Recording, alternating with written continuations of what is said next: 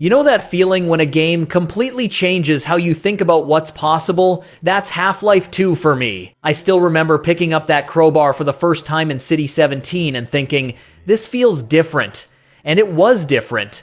Valve didn't just make a sequel, they rewrote the rulebook. The thing about Gordon Freeman is he never speaks, but somehow you feel like you are him. You're not watching some hero's journey unfold, you're living it. And when Alex hands you that gravity gun, game over. Suddenly you're not just shooting enemies, you're turning the entire environment into your weapon. Saw blades, explosive barrels, chunks of concrete, everything becomes deadly in your hands. But what really gets me is how alive City 17 feels. The Combine aren't just faceless bad guys. They've built this oppressive surveillance state that feels uncomfortably real. Every propaganda poster, every checkpoint, every citizen walking with their head down tells a story. And then there's Ravenholm. Oh man, Ravenholm. We Don't Go to Ravenholm became gaming legend for a reason. The physics engine was revolutionary, sure, but it's the human moments that stick with you. Dog playing fetch with a car, Barney offering you a beer he can't deliver. These tiny touches made you care about this world in a way most games never achieve. Half-Life 2 didn't just define single-player gaming, it showed us what interactive storytelling could become. Let me tell you about the game that ruined every other RPG for me. The Witcher 3 is that X you can never get over. Nothing else quite measures up after experiencing it. And I'm not even talking about the technical stuff here, though yeah, it's gorgeous. I'm talking about how this game makes you genuinely care about choices that don't have right answers. Geralt might be this gruff monster hunter, but CD Projekt Red made him surprisingly relatable. You're constantly juggling these impossible moral decisions while trying to find Ciri, and the game never lets you off easy. Help the Baron find his wife, but should you really? Save this village, but what about that other one? Every choice ripples out in ways you won't see coming until it's too late to change your mind. And can we talk about the side quests?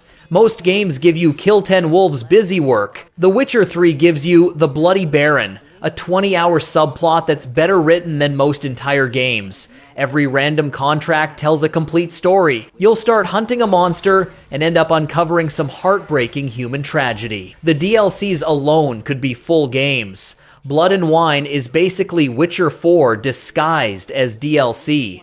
But what really makes this special is how lived in everything feels. NPCs have daily routines, conversations change based on your choices hours ago, and Novigrad feels like an actual medieval city, not a game level. This isn't just the best RPG ever made, it's interactive fantasy literature.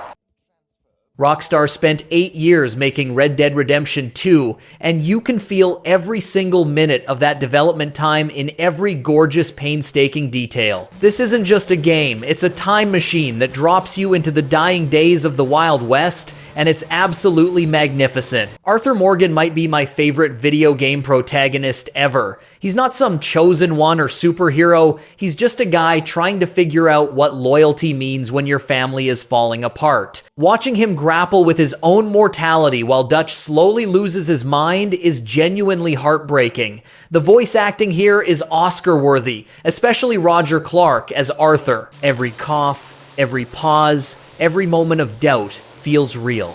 But the real magic is in the tiny details. Your horse actually bonds with you over time. NPCs remember conversations from 20 hours ago. You can watch your beard grow in real time.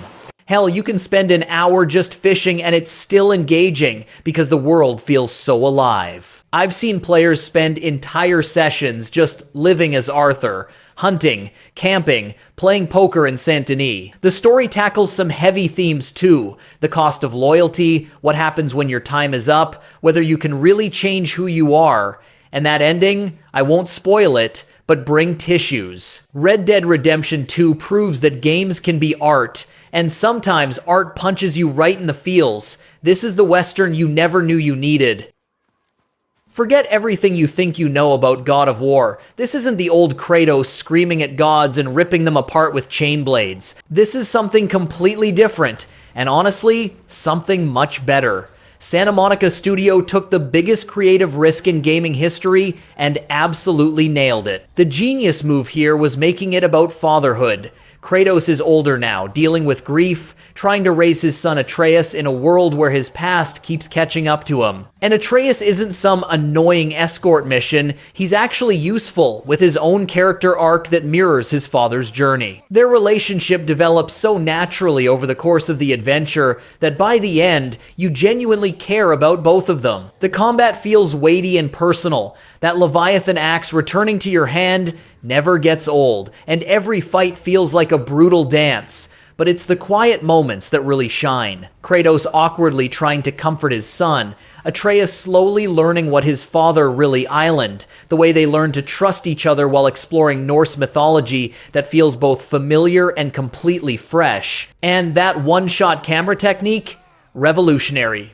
The entire game feels like you're experiencing one continuous journey, with no cuts, no loading screens breaking the immersion. Plus, Christopher Judge as Kratos brings this incredible gravitas to every line. This game proved that you can completely reinvent a franchise without losing what made it special. It's not just the best God of War game, it's one of the best games, period.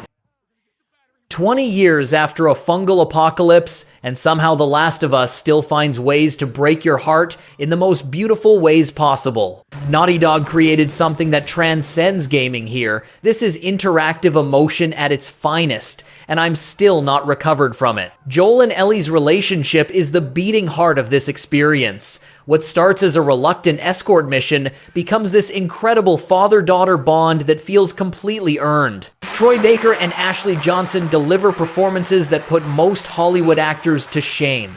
Every joke, every argument, every quiet moment of connection feels real. These aren't video game characters, they're people you'd recognize on the street. The infected are terrifying, sure, but the real monsters are often the other survivors. The game constantly forces you to question what you do to survive, how far you'd go to protect the people you love. And those moral questions hit different when you're the one making the choices, pulling the trigger, living with the consequences. But what really gets me is how hope persists even in this nightmare world. Ellie cracking jokes while you're sneaking past clickers, finding old arcade games and watching her light up. These moments of joy feel precious because they're so rare, and that ending, controversial as it is, perfectly captures how love can make us do terrible things. The Last of Us doesn't just want to entertain you, it wants to make you feel something real, and it absolutely succeeds. From Software looked at their Dark Souls formula and said, you know what this needs? More cosmic horror and Victorian nightmares. And somehow, that insane combination created their absolute masterpiece. Bloodborne isn't just hard, it's hauntingly, beautifully disturbing in ways that stick with you long after you put the controller down. Yharnam feels like stepping into a Lovecraft fever dream. This gothic city is rotting from the inside out, plagued by a bloodborne curse that transforms citizens into grotesque beasts. But here's the kicker. The real horror isn't the monsters you can see. It's the ancient cosmic truths hiding behind every corner, the knowledge that drives men mad just by existing. The more you learn about what's really happening, the more you wish you could unlearn it. The combat is pure aggression. Gone are the defensive turtle tactics of Dark Souls. Bloodborne rewards you for being relentless. Your health regenerates when you immediately counterattack after taking damage. It's brilliant design that makes every encounter feel like a deadly dance. And those trick weapons? The Saw Cleaver transforming mid-combo, Ludwig's Holy Blade switching from sword to greatsword. It never stops being satisfying. But what really sets this apart is the atmosphere, the haunting soundtrack, the detailed environmental storytelling, the way NPCs slowly descend into madness as the night progresses. This isn't just a game about fighting monsters. It's about staring into the abyss and having it stare back. Bloodborne is Dark Souls' twisted, brilliant older sibling, and it's absolutely unforgettable. From Software basically said, let's make Dark Souls, but what if it was about being an actual ninja in feudal Japan? The result? The most mechanically perfect action game ever created. Sekiro doesn't just teach you to play it, it rewires your gaming reflexes entirely. Wolf is on a mission to save his master, and unlike the chosen undead or the hunter, he's got personality. He speaks, he cares, he makes actual decisions that matter. The story of loyalty, honor, and immortality unfolds against this gorgeous backdrop of war-torn Japan that feels both grounded and mystical. And that voice acting in Japanese, chef's kiss. It's authentic in ways most Western games never achieve. But let's talk about that combat system. Forget everything you learned in other FromSoft games. This is all about the parry, the perfect deflection that creates these incredible sword-fighting rhythms. Every boss fight becomes this intricate dance where you're reading attack patterns like musical beats. When you finally nail that perfect Genichiro fight, landing deflection after deflection, it feels like you've mastered an actual martial art. The verticality changes everything too. You're not just rolling around on the ground, you're grappling onto rooftops, dropping from above, using stealth to thin out enemies before the real fight begins. And those boss fights? Lady Butterfly, Guardian Ape, Sword Saint Ishin, each one teaches you something new about the combat system while testing everything you've learned. Sekiro doesn't just want you to get good, it wants you to become the shinobi. 4 amperes. Games took the claustrophobic Moscow metro tunnels and said, what if we open this up to the entire post-apocalyptic Russian wilderness? The result is the most atmospheric survival game ever made, and easily the best metro experience yet. Artyom's journey across the nuclear wasteland of Russia is absolutely breathtaking. Each region feels like a completely different game. The sun-baked Caspian Desert, the lush Volga wetlands, the frozen Novosibirsk ruins. But it's not just pretty scenery. Every environment tells stories about how people survived the apocalypse, how they adapted, how they held on to hope, or lost it entirely. The attention to detail is incredible. Your weapons get dirty and jam if you don't maintain them. You're constantly checking your watch for radiation levels and filter time. Ammo is precious, so every shot matters. But somehow, despite all this survival pressure, the game never feels tedious. It feels authentic, like you're actually living in this harsh world alongside Artyom and the Aurora crew. And that crew! Anna, Miller, Sam, Duke, these aren't just quest givers, they're family. Watching their relationships develop as you travel across Russia, seeing how they react to each new challenge, creates this incredible emotional investment. The voice acting sells every moment of camaraderie and tension. What really gets me is how hopeful it feels despite the apocalyptic setting. This is about finding light in the darkness, literally and figuratively. Metro Exodus proves that linear shooters aren't dead. They just needed to remember how to tell human stories in impossible situations. United Front Games looked at Grand Theft Auto and said, what if this, but Hong Kong martial arts movies? And somehow created the most underrated open-world crime game of all time. Seriously, why isn't everyone talking about Sleeping Dogs? Wei Shen is caught between worlds, undercover cop infiltrating the triads, trying to stay true to his mission, while getting deeper into a criminal family that actually starts feeling like home. The identity crisis is real, and it's fascinating to watch him struggle with where his loyalties really lie. This isn't just cop goes bad, it's way more complex than that. The hand-to-hand combat system is absolutely brutal in the best way. This isn't button mashing, it's fluid cinematic martial arts that makes you feel like Jackie Chan. Environmental takedowns where you're slamming guys into phone booths, fish tanks, electrical panels. Every fight feels like a choreographed movie sequence. And when you do get guns, they feel special rather than standard, which keeps the focus on those incredible kung fu encounters. But Hong Kong is the real star here. The neon-soaked streets, the authentic Cantonese voice acting, the street food vendors, the mix of traditional and modern architecture. It feels like a real, living city. I've spent hours just driving around listening to the radio, soaking in the atmosphere. The story hits different too. Family honor, betrayal, the cost of living a double life. These themes feel authentic rather than borrowed. Sleeping Dogs deserved so much better than it got commercially. This is crime gaming at its absolute finest. Okay, let's address the elephant in the room first. Yes, Cyberpunk 2077 launched as a broken mess. But here's the thing. Underneath all those bugs was an incredible game desperately trying to get out. And after all the patches and updates, especially the recent Phantom Liberty expansion, this is finally the Cyberpunk experience we were promised. Night City is absolutely stunning.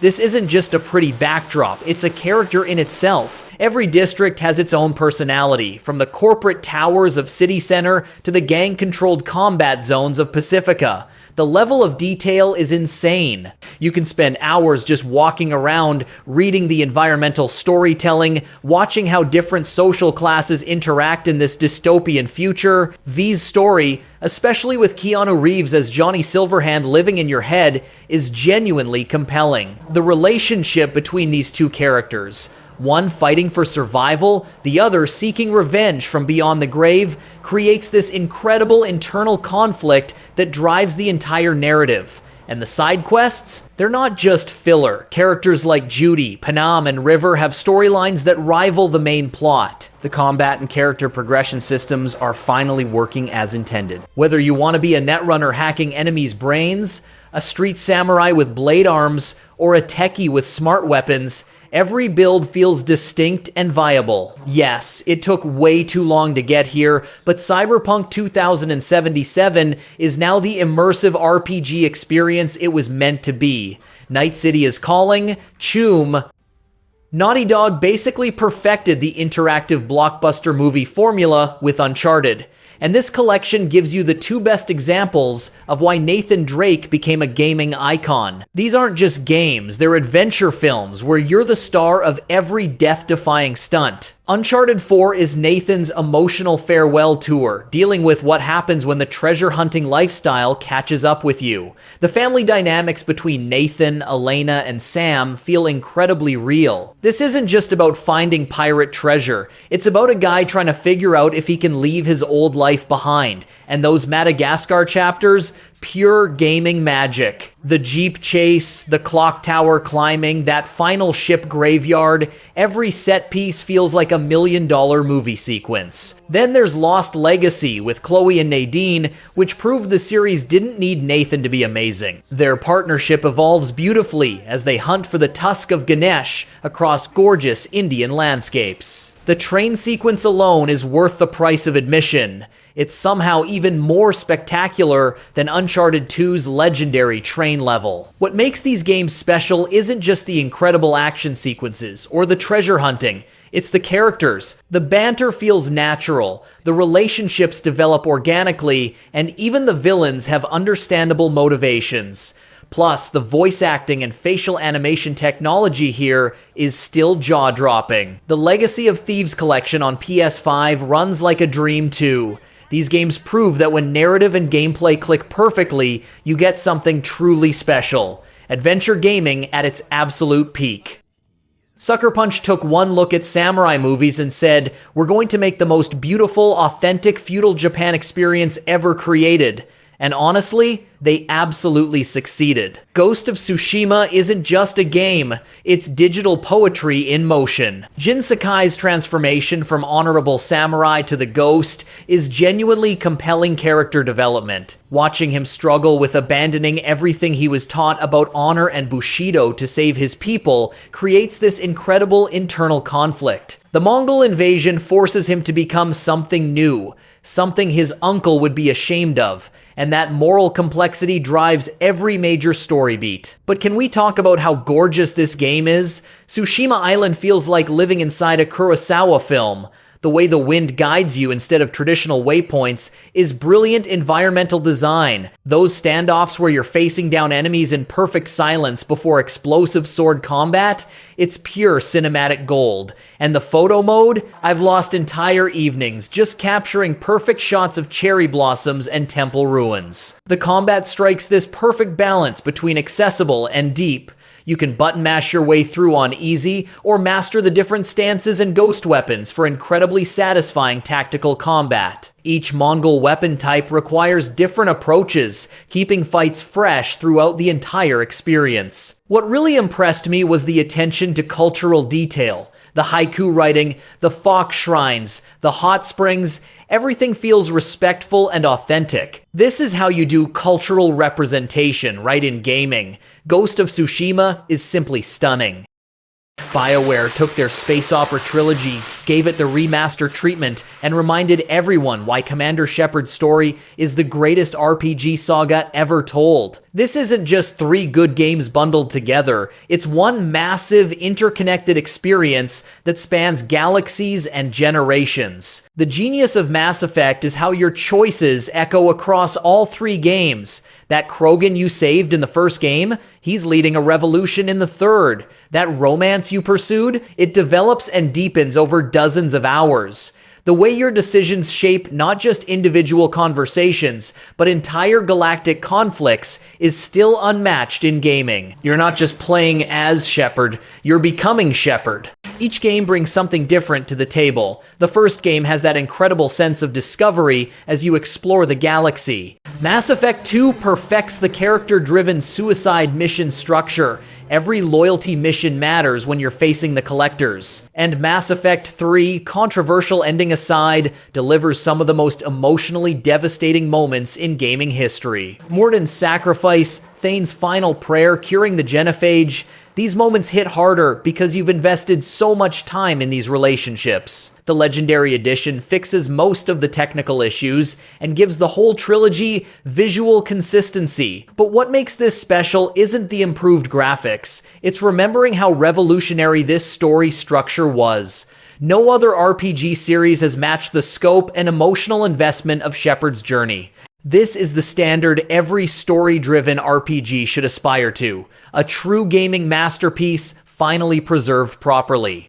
id Software looked at Doom 2016 and said, you know what this needs? More everything. More demons, more weapons, more speed, more metal music, more pure, unadulterated violence. The result is the most perfectly designed first-person shooter ever created. And I mean that completely seriously. The Doomslayer doesn't mess around. This isn't some conflicted anti-hero. He's a force of nature whose only job is ripping and tearing demons until it's done. And the game supports this fantasy perfectly. Every system encourages aggression. Need health? Glory kill demons. Need ammo? Chainsaw them. Need armor? Set them on fire with the flame belch.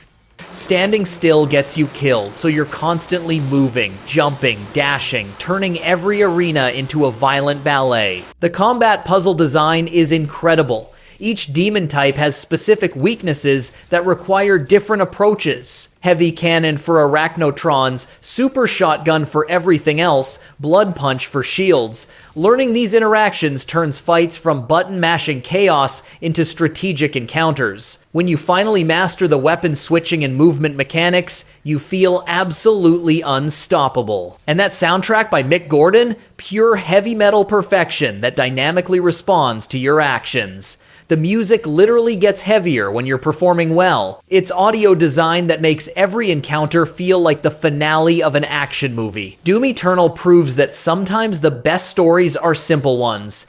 Demons bad, Slayer good, heavy metal loud. This is gaming distilled to its purest, most joyful form. It's perfect.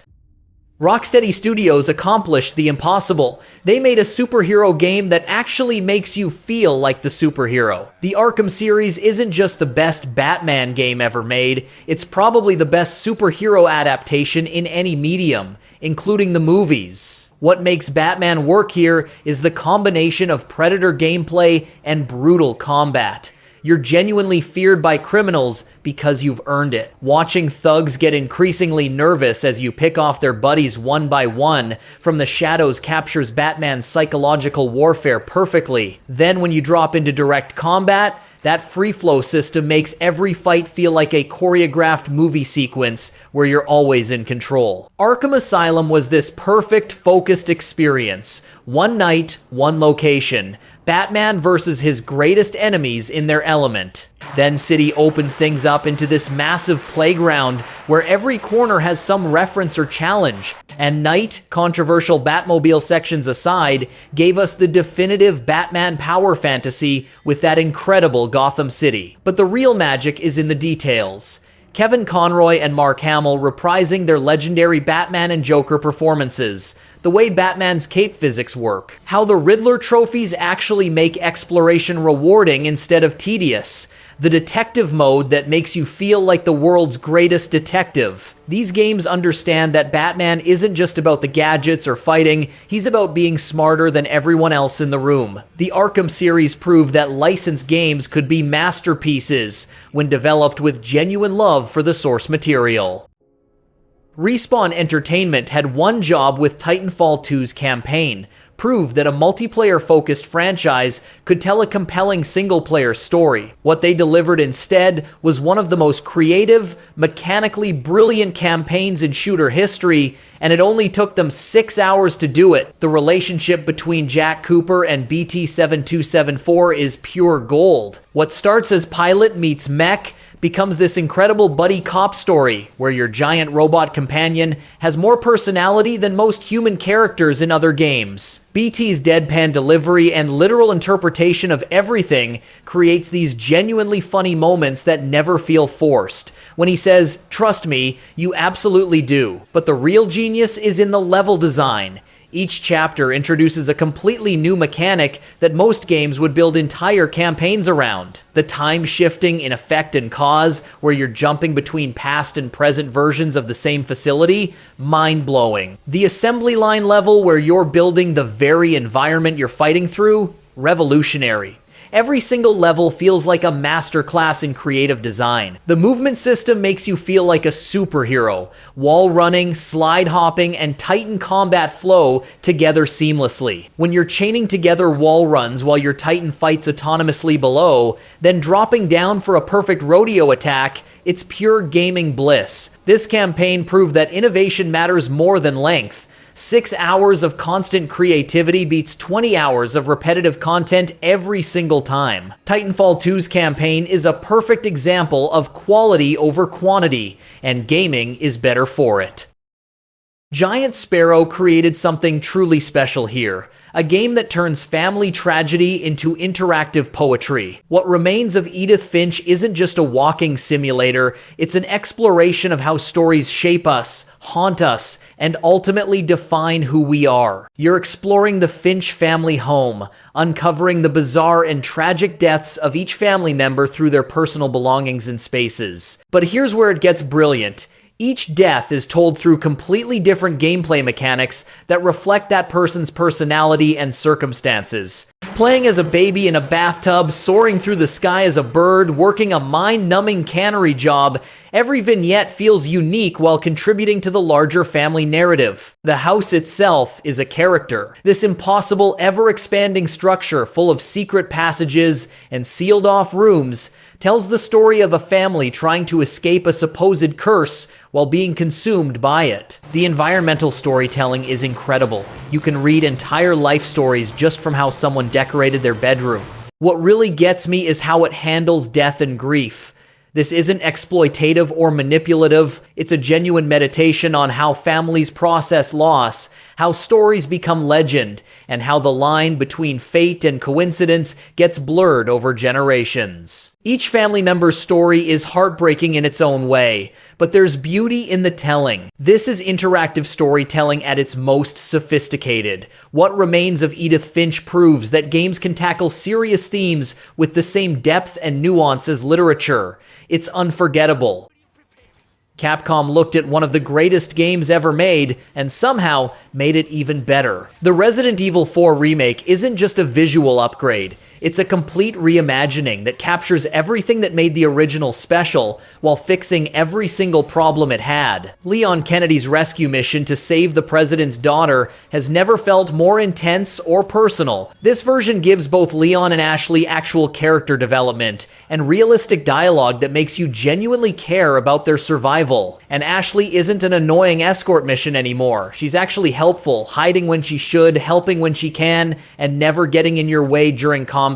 The combat feels absolutely perfect. Every weapon has weight and impact. The knife durability system adds tactical depth without being annoying, and those chainsaw guys? Still absolutely terrifying, but now the encounters feel fair rather than cheap.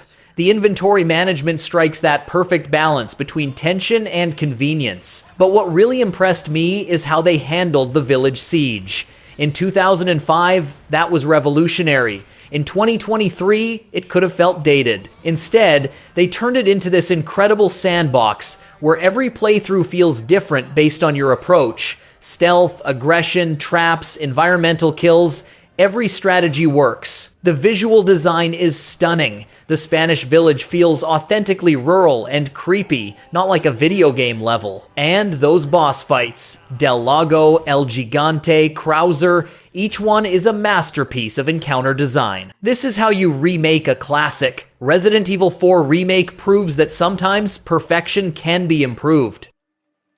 Arcane Studios took the concept of what if you were trapped on a space station with shape-shifting aliens and turned it into the most intelligent, immersive sim ever created. Prey isn't just about survival horror, it's about questioning the nature of identity, consciousness, and what makes us human. Morgan Yu wakes up on Talos the First with no memory of how they got there, and honestly, that's just the beginning of the identity crisis. The Typhon aliens can mimic any object in the environment, which means you're constantly second-guessing everything. Is that chair really a chair, or is it about to try to kill you? This paranoia creates incredible tension that never lets up. The Neuromod system is genius. You can install alien abilities, but each one makes you less human according to the station's security systems. Do you stay purely human and limit your options, or embrace the alien powers and risk losing yourself entirely? It's a perfect mechanical representation of the game's central themes. What really sets Prey apart is the problem-solving freedom.